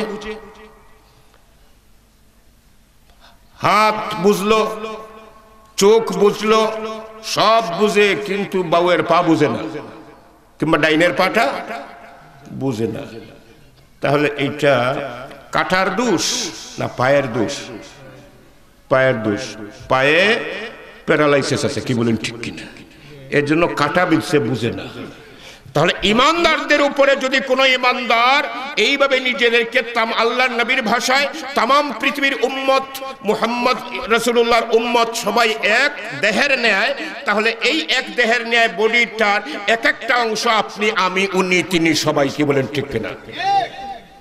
এখন যদি কোনো অংশ আরেক অংশের আঘাতটা বুঝে না, দরদটা বুঝে না, অভাবটা বুঝে না, সমস্যাটা বুঝে না, বুঝতে হবে যে অংশ বুঝে না সেই অংশে কিছু হলেও প্যারালাইসিস হয়েছে, কি বলেন ঠিক কিনা?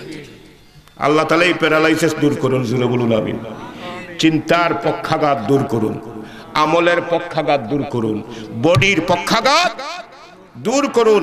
तमाम উম্মতকে আল্লাহর নবীর হাদিস অনুযায়ী এক বডির অন্তর্গত বিবেচনা করার বিবেচনা বোধ প্রত্যেকটা ইমানদারের ভিতরে আল্লাহ তৈরি করে দিন। আমার হাজিরিন ইকরাম, তাহলে মোহাব্বত হলে ঐক্যের তাগাদাও আসে। এখন ঐক্যবদ্ধ আমরা কিভাবে হব? আল্লাহ তাআলা কিন্তু ঐক্যের একটা ভিত্তি বলে দিয়েছেন। কি বলে দিয়েছেন? ভিত্তির কথা কি? ওয়াতাসিমু বিহাবিলিল্লাহি জামিআ, সবাই মিলে আল্লাহর রশ্মিকে ঐক্যবদ্ধভাবে ধরো। কোন জিনিসটা ধরো? আরে জবাব দেন না। আল্লাহর রশ্মি। এইখানে যদি একটা লম্বা বাঁশ রাখা হয় আর একটা জিনিস গাছ থেকে নামানো হবে, ওই বাঁশ ওই গাছের ওই মাথায় ওইটা বাঁশের মাথাটা নেওয়া হলো, তখন আপনাদেরকে সবাই শক্তিশালী মানে সকলের শক্তির ঐক্যবদ্ধ শক্তির প্রয়োজন। বলা হলো টান দাও, সবাই মিলে টান দাও, এক হয়ে টান দাও। কিসে ধরে? আইলো দরিয়া হয়েছে টান দিতে, আমি আলির দড়ি দিই, হেন গাছও দরিয়া দিই, হেন মাছও দরিয়া দিই। কি বলে এভাবে চলবে? একটা ভিত্তি লাগবে। কিসের উপরে ধরে টান দেব?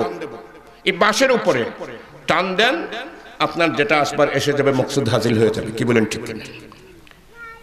ঠিক এইভাবে আল্লাহ পাক বলছেন তোমরা ঐক্যবদ্ধ ভাবে আমার রশ্মিকে মজবুত করে ধরো। এই রশ্মিটাকে ঐক্যবদ্ধভাবে ধরতে হবে। এই রশ্মিটা হচ্ছে ঐক্যের ভিত্তি। কথা বুঝতেছেন? এই রশ্মিটাই হচ্ছে ঐক্যের ভিত্তি। আর এই রশ্মির নাম কি? যে রশ্মিটার ব্যাপারে আল্লাহ রাসূল বলেছেন, কিতাবুল্লাহি ওয়া হাবলুল্লাহিল মামদুদু মিনাস সামাই ইলাল আরদ। আল্লাহর কিতাব কোরআন শরীফ, যে কোরআন শরীফ আল্লাহর রশ্মি, ওয়া হাবলুল্লাহ, ওয়া হাবলুল্লাহ, এটি আল্লাহর রশ্মি। কোনটি?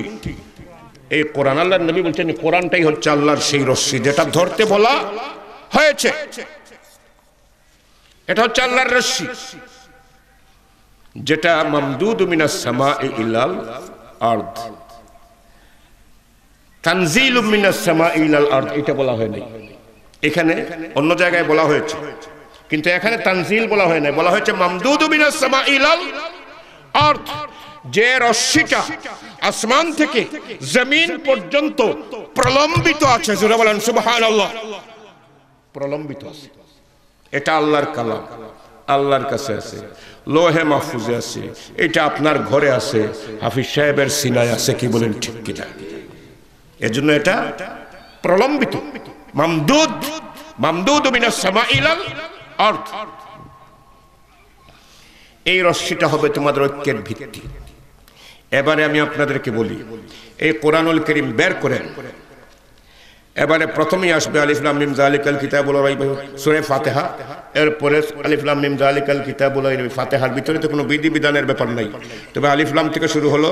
তারপরে আল্লাযিনা ইউমিনুনা বিল গায়ব, গায়বের প্রতি ঈমান, ওয়া ইউকিমুনাস সালাত, নামাজ কায়েম শুরু হয়ে গেল। কি বলেন ঠিক কিনা? বিধি বিধানের ব্যাপারটাও এসে গেল।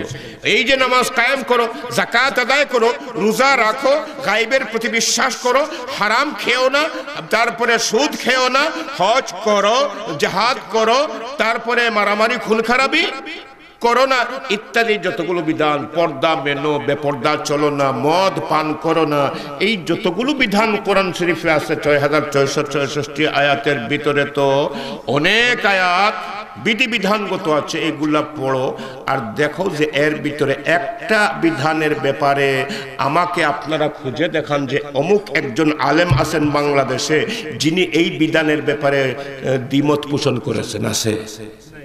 কোরআনে যতগুলো হুকুম দেওয়া হয়েছে সব ব্যাপারে তামাম দুনিয়ার মুসলমান আলেম ওলামা সবাই একমত, কোনো দ্বিমত নাই।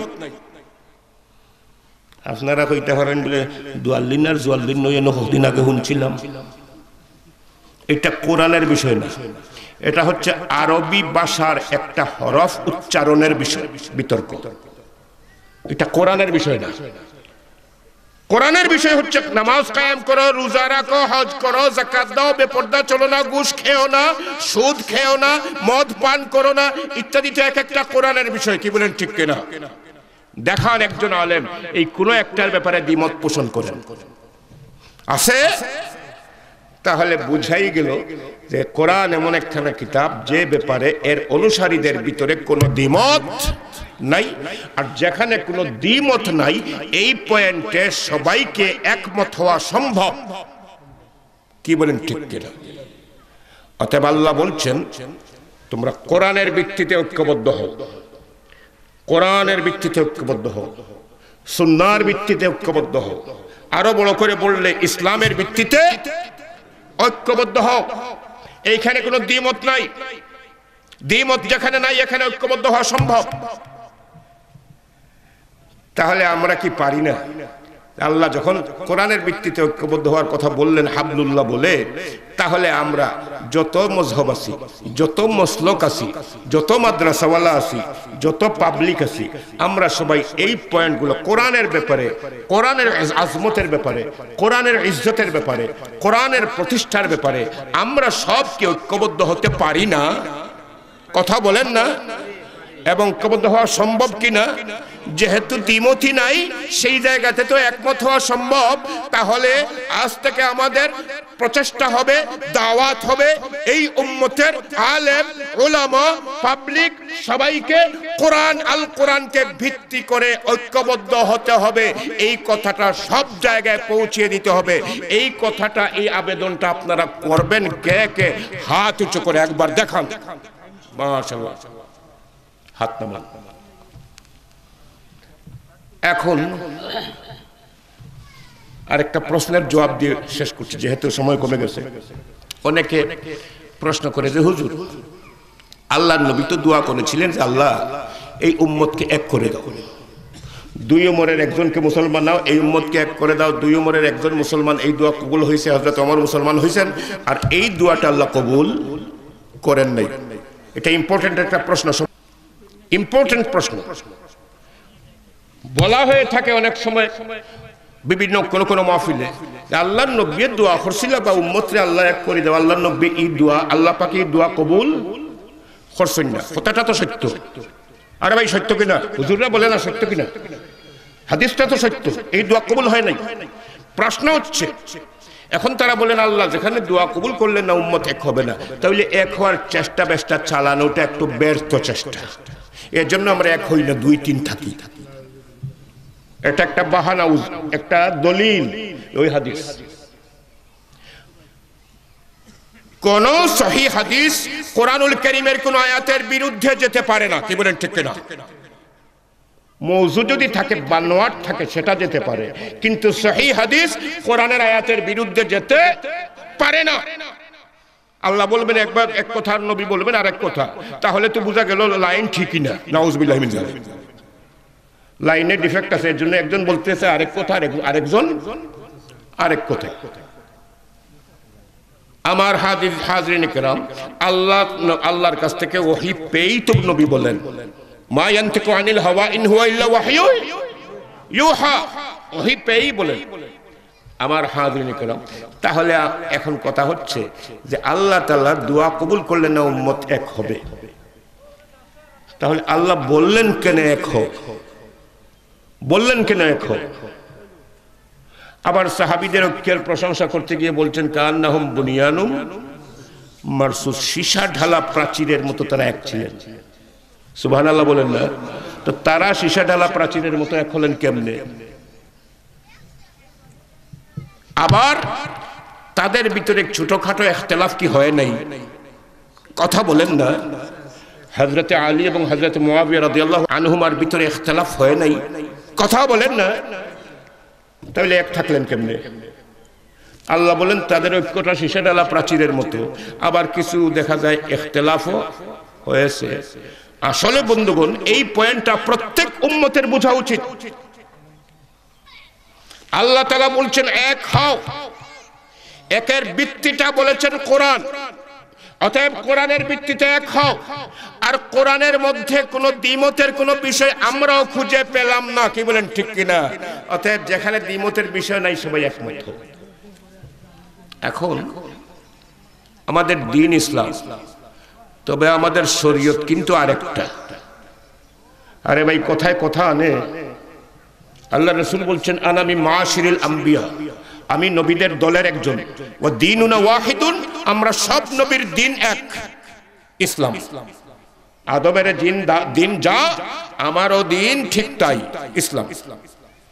আর কোরআনুল কারীমে আল্লাহ বলছেন ওয়ালিকুল্লি জাআলনা মিনকুম শিরআতাও ওয়া মিনহাজা। কোরআন শরীফের আয়াত আল্লাহ বলছেন তোমরা প্রত্যেকের জন্য, প্রত্যেক উম্মতের জন্য আমি আলাদা আলাদা শরীয়ত দান করেছি। জোরে বলেন সুবহানাল্লাহ। দ্বীন আর শরীয়ত এক জিনিস নয়। দ্বীন আর শরীয়ত এক জিনিস নয়। আমরা দ্বীনকে শরীয়ত বানিয়ে ফেলেছি, আর শরীয়তকে দ্বীন বানিয়ে ফেলে গুলাটে করে দিয়েছি। এই কারণে যে ইখতিলাফ করা যাবে, মানে ইখতিলাফ তো থাকবেই, দুই তিন তো হবেই, এক হবে না, এই সমস্ত কথা এই গুলাটে করার কারণে বলছি। দ্বীন একটা, শরীয়ত আরেকটা। দ্বীন কি আর শরীয়ত কি? আল্লাহর তাওহীদ, আল্লাহর হুকুম আহকাম, আল্লাহর বিধিবিধান, এই সমস্ত তাওহীদ, রিসালাত, আখিরাতকে ভিত্তি করে হুকুম আহকাম, বিধিবিধান, এর সমষ্টিগত নাম হচ্ছে দ্বীন। আর এগুলো বাস্তবায়নের, আল্লাহর আহকামাত বাস্তবায়নের সময়ের নবী যিনি ছিলেন, সেই নবীর সংশ্লিষ্ট পদ্ধতির নাম শরীয়ত। সংশ্লিষ্ট পদ্ধতির নাম, সংশ্লিষ্ট নবীর পদ্ধতির নাম শরীয়ত। আর আমাদের শরীয়তের তো চারটা উসুল। কয়টা জুড়ে বলেন? কি কি? কোরআন, সুন্নাহ, এরপরে বলেন না ইজমা এবং কিয়াস। সহজ কথায় কোন সমস্যা আসলে প্রথমে দেখবেন কোরআনে। এটা শরীয়তের এক নম্বর দলিল। কোরআনে পাওয়া গেলে মেনে নাও, পাওয়া গেল না দেখো এবারে হাদিসে। পাওয়া গেলে মেনে নাও, পাওয়া গেল না এবারে দেখো ইজমায়ে। ইজমায়ে উম্মত। এখানে সবচেয়ে অগ্রাধিকার হচ্ছে সাহাবায়ে কেরামের ইজমা। যেমন 20 রাকাত তারাবির নামাজে, সাহাবায়ে নামাজের ব্যাপারে সাহাবায়ে কেরামের সময় হযরত ওমর রাদিয়াল্লাহু আনহুর সময় ইজমা হয়ে গেছে। সুতরাং এখানে 8 না 12 রাকাত হবে, এই নিয়ে বিতর্ক করার সুযোগ অনেক আগেই বন্ধ হয়ে গেছে। আমি ইশারায় বললাম, এটা যদি কারো বুঝবার থেকে আলাদা বুঝবেন অন্য তারিখে। অথবা এখন কত রাকাত তারাবি? 20 রাকাত। এটার উপরে সাহাবীদের ইজমা কায়েম হয়ে গেছে। ইজমা কায়েম হয়ে গেলে এটা মেনে নেওয়া ওয়াজিব। ইজমার ফয়সালা মেনে নেওয়া ওয়াজিব। 4 নম্বরে কি? কথা বলেন না, কিয়াস। এখন কিয়াস কাকে বলে? এটা তো একাডেমিক বিষয়। এখন আপনাদেরকে আমি সহজে বুঝাই কেমনে। সহজভাবে বুঝাতে গেলে এটা হচ্ছে কোন একটা নতুন সমস্যা কোরআনের নাই, হাদিসের নাই, ইজমায়ে নাই। আর ইজতিহাদি ব্যাপার যেটা, এইটার ব্যাপারে আল্লাহর নবী বলেছেন কেউ যদি ইজতিহাদ করে একটা সঠিক সিদ্ধান্তে পৌঁছে তার জন্য 2টা সওয়াব। আর কেউ যদি কোরআন এবং সুন্নাহর এক্সাম্পল ব্যবহার করে একটা ভুল সিদ্ধান্তে কিয়াসের মসলায় পৌঁছে যায়, তাহলে তার জন্য গুনাহ নাই, সওয়াব একটা। ফাইবো হেও, ফাইবো হেও, ফাইবো সে পাবে 2টা, এ পাবে একটা। তাহলে গুনার কোনো প্রশ্ন আসলো? আরে ভাই আসলো। তাহলে যেখানে গুনার কোনো প্রশ্ন নাই, এইখানে খৈন মারামারির কোনো প্রশ্ন নাই, ঠিক কিনা? যেখানে গুনার কোনো প্রশ্ন নাই, সেখানে গুমরাহির ফতোয়া দেওয়ারও কোনো প্রশ্ন নাই। ইজতিহাদি মাসআলাতে, কিয়াসের মাসআলাতে তো একটু ব্যবধান থাকবেই। এবং এই ইখতিলাফ যেটা, এটা জায়েজ। এই ইখতিলাফটা কি? জায়েজ। যেমন আমরা নামাজ পড়ি যে তরিকায়, শাওয়াফিরা এই তরিকায় পড়ে, 2 রাকাত তো ঠিকই আছে, ফরজগুলোও ঠিকই আছে, কিন্তু বেশ কমটা কি? যেমন ফজরের নামাজ, ফজরের নামাজ আপনি পড়তে গেলেন, আমরা যে তরিকায় পড়ি, শাওয়াফি ইমামরা কিভাবে পড়ে? তারা রফিয়া দান করে, এরপরে দ্বিতীয় রাকাতে ফজরের নামাজে সামি আল্লাহু লিমান হামিদা বলে দাঁড়ায়, এরপরে তারা একটা লম্বা দোয়া করে কুনুতে নাযিল, আল্লাহুম্মা হদিনি ফিমান হাদায়তা ওয়া আফিনি ফিমান আফাইতা ওয়া তাওয়াল্লানি ফিমান তাওয়াল্লাইতা, এইভাবে লম্বা দোয়া করে মুক্তদিরা পেছন থেকে আমিন আমিন বলে। এইটা ফজরের নামাজে করাটা তাদের জন্য কি?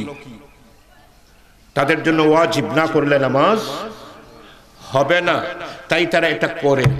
আর আমাদের জন্য সাধারণ টাইমে এটা করা ওয়াজিব নয়, কোনো বিশেষ মুহূর্তে মানে জায়েজ আছে, কিন্তু সাধারণ অবস্থায় এটা জায়েজ নয়। তাহলে আমরা বলি জায়েজ নয়, তারা বলে জায়েজ। অথচ হানাফিদের পিছনে পিছনে হানাফিরা নামাজ পড়ে কিনা? তো ফজরের নামাজে যখন তারা পড়ে কোনোতে না জেলা, তখন এরা কি বলে? এটা যখন আমরা নাই, তে আমরা হতবে ফানুন খাইয়া আইবা দেয় স্বামীলই মনে, কি বলেন? একটা দায়ী করে, কি বলেন? ঠিক। ইমাম আবু হানিফা রাহমাতুল্লাহি আলাইহি যেদিন জন্মগ্রহণ করেন, ইন্তেকাল করেন, সেই দিন ইমাম শাফির জন্ম। অনেক দিন গেল, তিনি বড় হলেন, আলিম হলেন, ইমাম হলেন, নতুন নতুন ব্যাখ্যা তিনি দাঁড় করালেন বিভিন্ন হাদিসের, যে কারণে ইখতিলাফ দেখা দিল হানাফি মাযহাবের সাথে। কথা বুঝবেন? এরপরে একদিন তিনি হঠাৎ একদিন আকস্মিকভাবে আবু হানিফা রাহমাতুল্লাহ আলাইহির মাজারের পাশে যে মুসাফিরখানা, এখানে রাত্রি যাপন করা হলো, সেখানে তিনি অবস্থান করলেন। ইমাম সাহেবকে এলাকার লোকজন সম্মানও দিল, ফজরের নামাজে তাকে ইমামতিতে দিয়ে দিল। শাফি সাহেবকে, হুজুর আমার সামনে, উনি সাক্ষী, উনি আমি সত্য বলছি না মিথ্যা বলছি, তিনি সার্টিফাই করবেন। ইমাম সাহেব এবারে ইমাম শাফি, মসজিদ হচ্ছে হানাফি, আর পার্শ্বে মাজারও ইমাম আবু হানিফা রাহমাতুল্লাহি আলাইহি। এখন আমার হাজিরিন কিরাম, তো নামাজ শুরু হয়েছে, এখন দেখা যায় তাকবীরে তাহরিমে বাঁধলেন, এরপরে আর রফিয়া দান নেই, যেটা ওয়াজিব হচ্ছে ইমাম শাফির মাযহাব অনুযায়ী।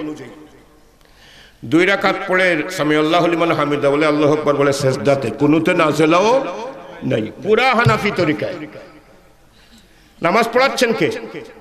ইমাম শাফি, তরিকাটা হানাফি। শেষ করার পরে যখন তিনি আসতেছেন, পথিমধ্যে সঙ্গীরা জিজ্ঞেস করলেন যে হুজুর, আপনি নতুন ফতোয়া দিলেন, এইভাবে করতে হবে, সেইভাবে করতে হবে, এখন আপনি দেখি এটা না করে আবু হানিফার মতো করে নিলেন, আপনি কি হানাফি হয়ে গেছেন? তিনি বললেন, না ভাই, আমি এই যে কবরে ইমাম আবু হানিফা রাহমাতুল্লাহ আলাইহি, তিনি আমার মুরব্বী, তিনি আমার মুরব্বী। আর কত মুরব্বী তো জেনেছেন একটু আগে, আবু হানিফার ইন্তেকাল আর শাফিঈর জন্ম, তিনি আমার মুরব্বী। তার সম্মানে তার কবরের পার্শ্বের মসজিদে আমি তার বিপরীতে আমার তরিকায় পড়ানোটা আমি আমার উপযুক্ত মনে করি নাই, আমার লজ্জায় এসে গেছে। তার সম্মানে তার তরিকায় এখানে নামাজ পড়িয়েছি, এখান থেকে চলে যাওয়ার পরে আমারটা ঠিকই আছে। জোরে বলেন না সুবহানাল্লাহ। ইখতিলাফ হয় না ইমামদের মধ্যে? আরো বড় বড় ইখতিলাফ।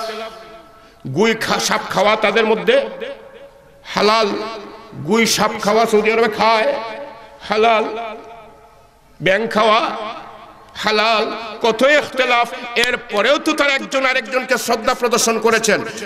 ইখতিলাফি মাসআলাতে তিনি অন্যেরটা গ্রহণ করেন নাই, নিজেরটা বলেছেন, কিন্তু অন্যের প্রতি সম্মান ঠিকই রেখেছেন। কি বলেন, ঠিক কিনা? তার মানে হচ্ছে এই যে কিছু মাসআলা আছে কিয়াসগত মাসআলা, এই ক্যাটাগরি, কিয়াসের ক্যাটাগরির যত মাসআলা, এই মাসআলাগুলোতে ইখতিলাফ থাকবে।